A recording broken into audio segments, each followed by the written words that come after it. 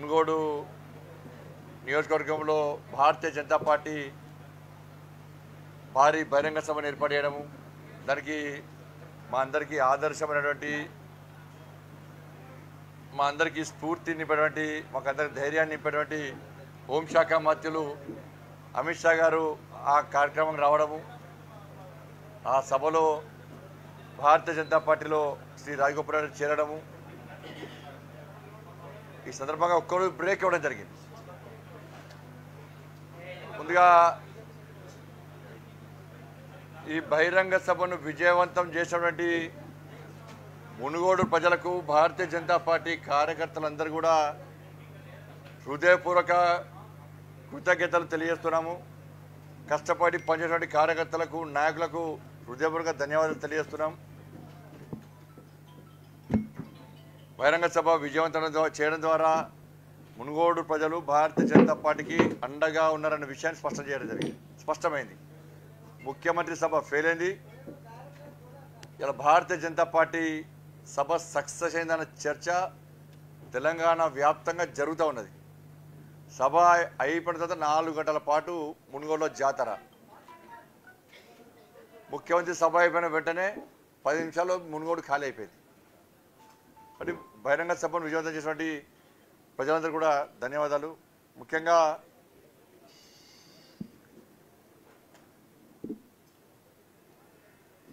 Delhi liquor scam విషయంలో, ఢిల్లీలో liquor scam విషయంలో కేసీఆర్ కుటుంబం మీద ఆరోపణలు వస్తున్న విషయం అందరం చూస్తున్నాం. వీళ్ళతో సంబంధం ఉన్న కొంతమంది వ్యక్తుల పేర్లు కూడా వచ్చినాయి.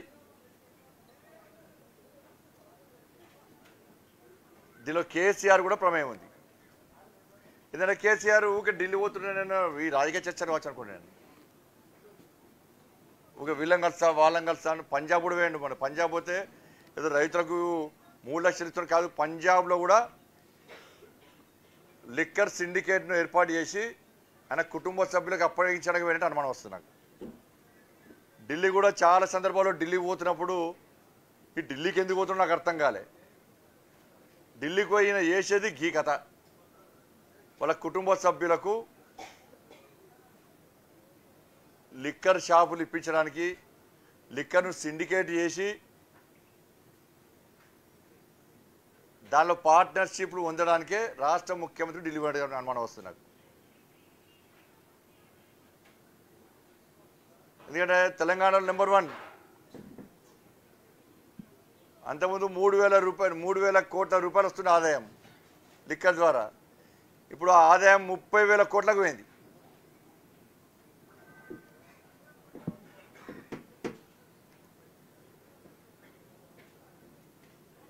కాబట్టి దీనిలో పూర్తిగా కేసీఆర్ కుటుంబం మీద ఆరోపణలు వస్తున్నాయి. రాష్ట్ర ముఖ్యమంత్రి స్పందించాలి. స్పందిస్తలేడు అంటే రాష్ట్ర ముఖ్యమంత్రి భయం అవుతుంది. మనం చెప్తే కదా, రాత్రి కూడా అయిపోయినా ఈడీ అంటేనే కథ భయం. అండ్ రాత్రి అంతా ఈడీ ఈడీ ఈడీ అంటున్నాడు. 10 పెగ్గులు చంపుతాడు, 5 రగ్గులు పుట్టాడు, పడ్డాడు. ఇప్పుడు మళ్ళీ స్టార్ట్ అయ్యే మళ్ళీ చేసే దందాలన్నీ పోయినా. ఇవాళ ఈ దందాలు ఇంకా బయటకు వస్తుంది. అది డ్రగ్స్ దందాల వాళ్ళ కుటుంబ సభ్యులే, ప్రతి దానిలో వీళ్ళ కుటుంబ సభ్యులే. ఇవాళ స్పష్టంగా నేను కేసీఆర్ కుటుంబాన్ని అడుగుతున్నాను. నేను ఢిల్లీలో ఉబరాయ్ హోటల్లో కేసీఆర్ కుటుంబ సభ్యులు లిక్కర్ మాఫియాకు సంబంధించి వ్యక్తులను కలిసిరా లేదా? లిక్కర్ మాఫియాకు సంబంధించిన వ్యక్తే స్పెషల్ ఫ్లైట్ ఏర్పాటు చేస్తే హైదరాబాద్ నుంచి ఢిల్లీకి పోయినరా లేదా? రామచంద్ర పిల్లై, శరత్ చంద్రారెడ్డి, సృజన్ రెడ్డి, అభిషేక్, శరణ్ రెడ్డి కేసీఆర్ కుటుంబ సభ్యులకు పరిచయమా లేదా?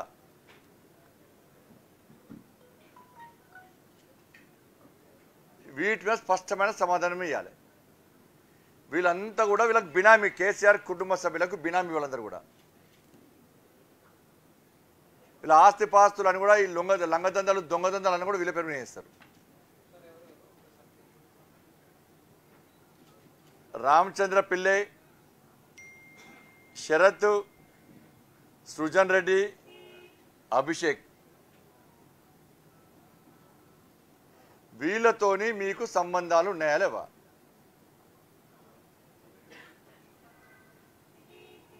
ఇక్కడ లిక్కర్ తయారు చేసి అమ్ముతాడు ఈయన, ముఖ్యమంత్రి పంజాబ్ అమ్ముతాడు, అక్కడ డ్రగ్స్ తీసుకొచ్చి ఇక్కడ అమ్ముతున్నాడు. అదల్ బదల్ అంటారు అన్నట్టు, మ్యూచువల్ దొంగదందాకు.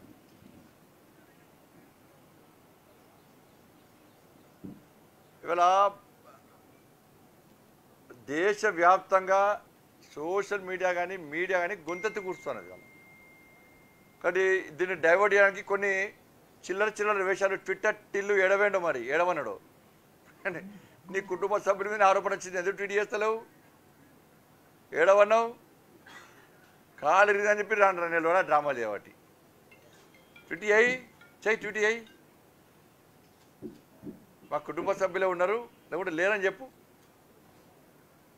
ఇప్పుడు ఏం చేస్తారు? కేసీఆర్ కుటుంబ సభ్యులే ఈ వ్యక్తులను ఇరికిచ్చే ప్రయత్నం చేస్తున్నారు, వీళ్ళని ఒప్పించే ప్రయత్నం చేస్తున్నారు. మీరు ఒప్పుకోండి, మా పేరు తీయకండి, మీకు ఏదైనా చేస్తామని చెప్పి మీరు అవసరం వస్తే వీళ్ళని జైలు పంపుతారు.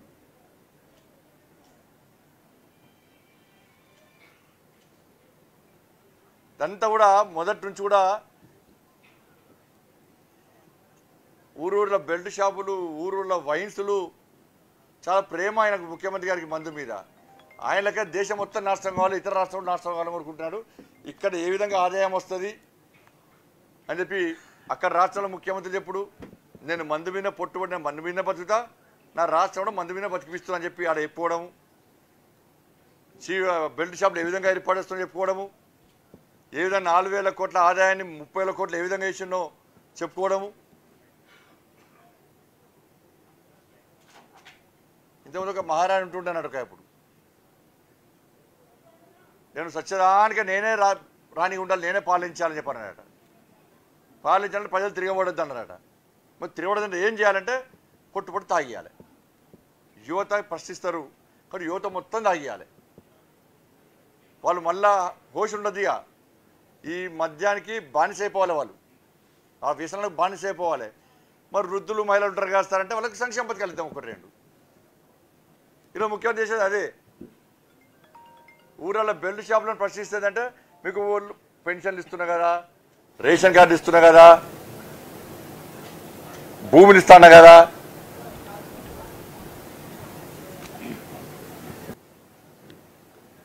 వీళ్ళు బెంగాల్లో ట్రై చేసారు, పంజాబ్లో ట్రై చేసారు, బయటికి మాత్రము బీజేపీయేతర పక్షాలను ఏకం చేస్తున్నారు. దీన్ని ఏకం చేస్తున్నాం, దాని అనుకున్నాం మేము. దీన్ని ఏకం చేసేది లిక్కర్ దందాలు. ఇక్కడ హైదరాబాద్లో పెట్టి షాపు, ఆ షాప్కి అయితే కేసీఆర్ మందులో సోడా వస్తాయని ఈరోజు షాపుకు ప్రత్యేకంగా ఒక జీవో ఇష్యూ చేసారు, ఒక సర్కార్ ఇచ్చారు. ఆ షాపు అర్ధరాత్రి ఎప్పుడైనా 24 hours ఆ వైన్స్ అనుకోవచ్చు. టానిక్ షాప్ లేదు, ఎన్ని రోజంతా అనుకోవచ్చు. ఇక దానికి 3 నెలలకు ఒకసారి ఇస్తే ఉత్తర్వులు ఇస్తారు, దానికోసం 3 నెలలకు ఒకసారి. అది ఎమర్జెన్సీకి ఇస్తారు మళ్ళీ దాన్ని కూడా.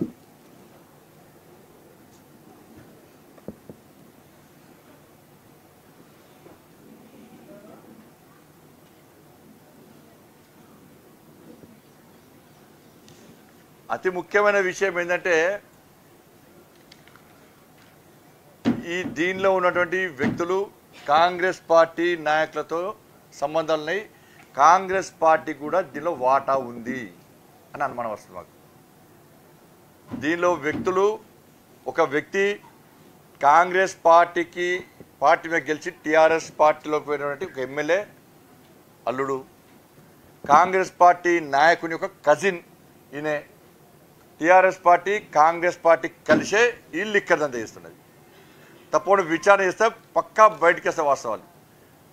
సృజన్ అనే వ్యక్తి ఎవరికి బంధువు తేలాలి దీని మీద. కాంగ్రెస్ పార్టీ నాయకుని యొక్క బంధువు. TRS party Congress party KCR కుటుంబ సభ్యులు కాంగ్రెస్ పార్టీ నాయకుడు కలిసి దందా చేస్తుంది. ఇది వాస్తవం. ఇది బయటకు వస్తుంది, తప్పకుండా బయటకు వస్తుంది, ఎట్టి వల్ల బయటకు వస్తుంది. ఇద్దరు కలిసి వాటాలు పంచుకున్నారు, ఇద్దరు కలిసి దొంగదంద చేస్తున్నారు. దాన్ని ఈ ఇష్యూని డైవర్ట్ చేయడానికి సోషల్ చిల్లర ప్రచారం చేస్తున్నారు. కాబట్టి నేను డిమాండ్ చేస్తున్నా, రాష్ట్ర ముఖ్యమంత్రి ఇవాళ నేను అడిగిన ప్రశ్నలకు సమాధానం చెప్పాలి, స్పందించాలి. నీ కుటుంబ సభ్యుల ప్రమేయం ఉందా లేదా? ఈరోజు ప్రజాస్వామ్యబద్ధంగా హైదరాబాద్లో ధర్నా ఇస్తుంటే కొంతమంది ఎంఏ పార్టీ నాయకులను తీసుకొచ్చి భారతీయ జనతా పార్టీ కార్యకర్తల మీద పోలీసులు దాడి చేశారు, ఎంఏ పార్టీ గుండాలు కొంత దాడి చేశారు.